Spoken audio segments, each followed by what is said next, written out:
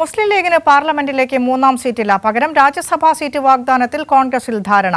ചർച്ചകൾ വഴിമുട്ടിയിട്ടില്ലെന്ന് മുസ്ലിം ലീഗ് ദേശീയ general secretary P K Kunhalikutty വ്യക്തമാക്കി.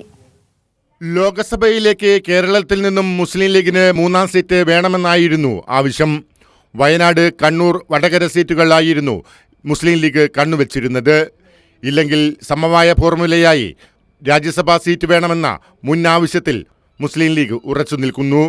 ചർച്ചകൾ വഴിമുട്ടിയിട്ടില്ലെന്ന് പി കെ കുഞ്ഞാലിക്കുട്ടി പ്രതികരിച്ചു. പാണക്കാട് സാദിഖ് അലി തങ്ങൾ പ്രതിപക്ഷ നേതാവുമായി ടെലിഫോണിൽ സംസാരിച്ചിട്ടുണ്ട്. അടുത്ത UDF യോഗത്തിൽ അന്തിമ തീരുമാനമാകുമെന്നും പി കെ കുഞ്ഞാലിക്കുട്ടി പറഞ്ഞു. അതുകൊണ്ട് ചർച്ച നടന്നുകൊണ്ടിരിക്കുന്നുണ്ട്. ചർച്ചയൊന്നും എവിടെയും വഴിമുട്ടിയിരുന്നിട്ടൊന്നുമില്ല. ചർച്ച നടക്കുന്നു.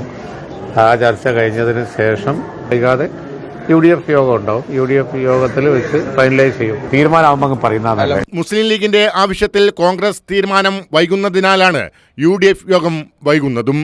അടുത്ത യോഗത്തിൽ അന്തിമ പ്രഖ്യാപനമുണ്ടാകുമെന്ന് പി കെ കുഞ്ഞാലിക്കുട്ടി പറഞ്ഞു. കൈരളി ന്യൂസ്, മലപ്പുറം.